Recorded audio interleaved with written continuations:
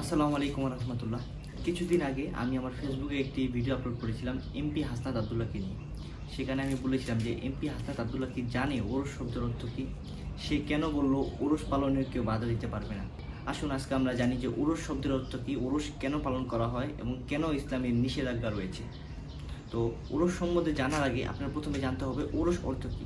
তো আপনি যদি আপনার মোবাইলের গুগলে যে সার্চ করেন যে ওরস অর্থ কী, ওরস একটি আরবি শব্দ যার অর্থ বিবাহ, শাদী বা মিলন, সুফি, পীর, অলি, বুজুর্গ ব্যক্তির মৃত্যুর বার্ষিকী বা ওফাত দিবস, যাকে তাদের বিদাতি মুরিদগণ ওরস মোবারক বা ওরস শরীফ বলে থাকে। আরও সহজ ভাষায় যদি বলি তাহলে বলবো, আপনার আত্মীয় স্বজন কিংবা আপনার মনে করেন নেতা যদি মারা যায়, তাহলে এটাকে আপনারা প্রতি বছর বছর যে অনুষ্ঠান পালন করেন সেটা হচ্ছে গিয়ে হলো মৃত্যুবার্ষিকী। আর এই একই জিনিস যখন একজন পীর কিংবা একজন অলিয়া উলিয়া কিংবা একজন বুজুর্গ ব্যক্তি যখন মারা যায়, তখন তার মুরিদগণ তার মৃত্যুবার্ষিকীকেই বলে ওরস মোবারক। আর ওরস মোবারক বলার পিছনে কারণ আছে। তো এখানে আপনাদের মনে প্রশ্ন আসতে পারে যে আপনি কিছুক্ষণ আগে বলছেন যে ওরস শব্দের অর্থ বিবাহ, শাদী বা মিলন, তাহলে এখানে আবার বলছেন মৃত্যুবার্ষিকী, তো এটার কারণ কি? তো আমি আপনাদের এটার কারণ খুব সহজে বুঝিয়ে দিচ্ছি। এটার কারণ হচ্ছে যে যারা ওরস পালন করে তারা ওরসটাকে কীভাবে জানেন? তারা ওরসটাকে ভাবে যে তাদের যে পীর, যে অলি, যেই বুজুর্গ ব্যক্তি ছিল, তারা দুনিয়াতে আল্লাহর এত পাগল ছিল, এত পরিমাণ পাগল ছিল যে দুনিয়ায় থাকার কারণে তারা আল্লাহর সাথে মিলিত হতে পারছিল না। ঠিক আছে, তাদের মিলিত হওয়ার শুধু একটাই লাস্ট উপায় ছিল যে মৃত্যু। ঠিক আছে, এই মৃত্যুই তাদেরকে বাধাগ্রস্ত করতেছিল, যে তারা আল্লাহর সাথে মিলন থেকে তাদেরকে বাধাগ্রস্ত করতেছিল। তো এখন যখন তার পীর বা তার অলি বা তার বুজুর্গ ব্যক্তি যখন মারা গেছে, তখন তারা ভাবছে যে এখন তো সে আর দুনিয়াতে নেই, সে এখন আল্লাহর কাছে আছে, তো এখন আল্লাহর নিকটে আছে, তো এখন আল্লাহর সাথে তার মিলন হয়ে গেছে। আর যেহেতু আমি বলেছিলাম ওরস শব্দের অর্থ বিবাহ, মিলন বা শাদী এরকম কিছু, তো এখন তারা ভাবে যে তার সাথে আল্লাহর সাথে নাউজুবিল্লাহ আর কি বিবাহ হয়ে গেছে, বিবাহর সম্পর্ক হয়ে গেছে, যেমনটা স্বামী স্ত্রীর সাথে হয়, সে বর কনের সাথে হয়, এরকম মিলন হয়ে গেছে। তো এই কারণে তারা ওরস পালন করে, ওরস শরীফ নামে, ওরস মোবারক নামে তারা এখানে নাচ গান করে, আনন্দ উল্লাস করে আর কি। তারা এটা ভাবে যে তাদের পীর এখন আল্লাহর কাছে যাওয়ার পর আল্লাহর সাথে তার সাথে বিবাহ হয়ে গেছে, মিলন হয়ে গেছে, নাউজুবিল্লাহ। আর ঠিক এই কারণেই আপনার যখন আত্মীয় স্বজন, মা বাবা কিংবা ভাই বোন কিংবা আপনার নেতা খেতা যেই মারা যাক, আপনারা এটাকে মৃত্যুবার্ষিকী বলেন, প্রতি বছর বছর অনুষ্ঠান করে এটাকে মৃত্যুবার্ষিকী বলেন।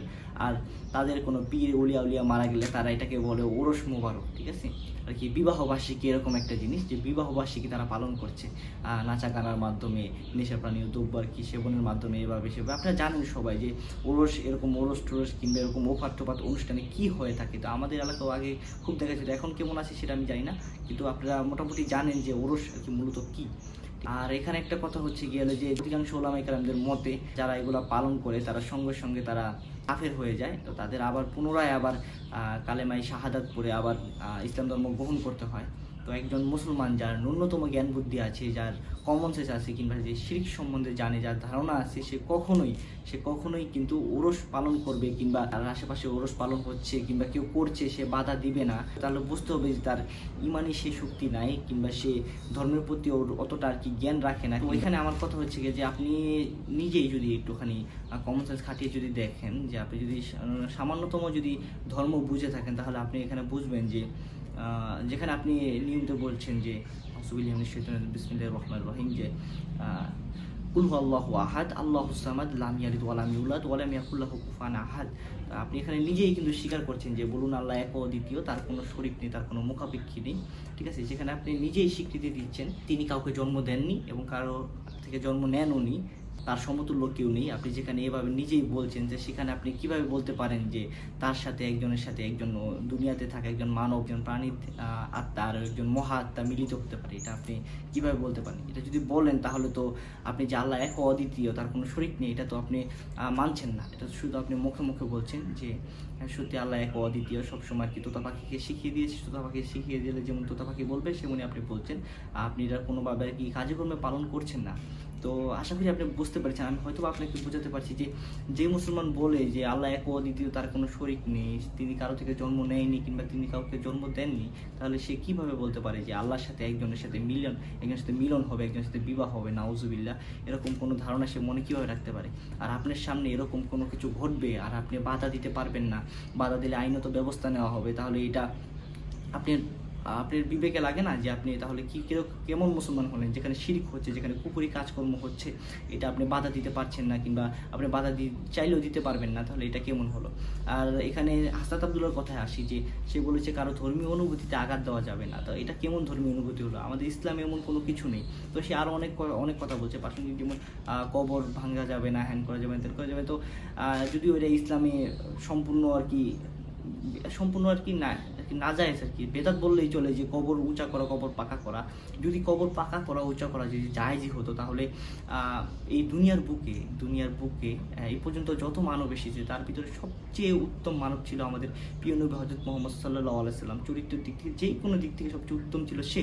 তাহলে তার কবর, তারপরে তার সাহাবিগণ, তাবিঈনগণের কবর থাকতো সবচেয়ে বেশি উঁচা। যে মিশরের পিরামিডগুলো থাকে না, তার মতো উঁচা হওয়ার কথা ছিল। তো সেখানে আপনি নিজেই দেখতে পাচ্ছেন, আপনি যখন মক্কা মদিনা হজের জন্য যান, তখন সেখানে গেলে আপনি দেখতে পাচ্ছেন সাহাবিগণদের কবর কিংবা নবীর কবর, নবী সাল্লাল্লাহু আলাইহি সাল্লামের কবর আপনি দেখতে পাচ্ছেন যে উঁচু করা না, নিচে সমতল আর কি, সামান্য একটুখানি উঁচা, যাতে করে বোঝা যায় যে এটা কবরস্থান।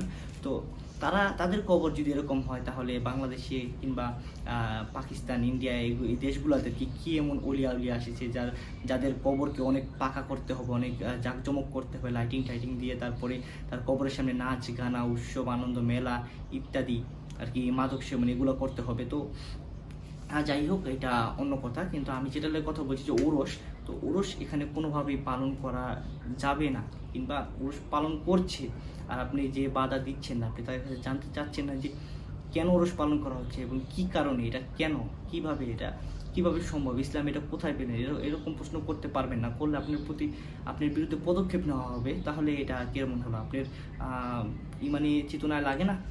তো যদিও তারা নেতা মানুষ, হাসনাত আবদুল্লার কথা বলছি আমি, যদিও তারা নেতা মানুষ, তারা এখন রাজনীতিতে মগ্ন, তারা দুনিয়া নিয়ে মগ্ন, তারা আখিরাতকে আমার মনে হয় না তারা এবার এমনভাবে ধারণ করে। ঠিক আছে, মৃত্যুর পরে যে একটা জীবন আছে, কিংবা ইসলামের সাথে যে এই জিনিসগুলা, বিশেষ করে আল্লাহর সাথে যে জিনিসগুলো আর কি শিরকের পর্যায়ে চলে যায়, তো এই জিনিসগুলো নিয়ে তাদের কোনো ধারণা নেই যে ওরস পালনে কেউ বাধা দিতে পারবে না, কবর উঁচা করলে করবে, কেউ হাত হেনে বান্ধব ওখানে বান্ধব আর কি, এটা নিয়ে কেউ কোনো মাথা ব্যথা করতে পারবে না।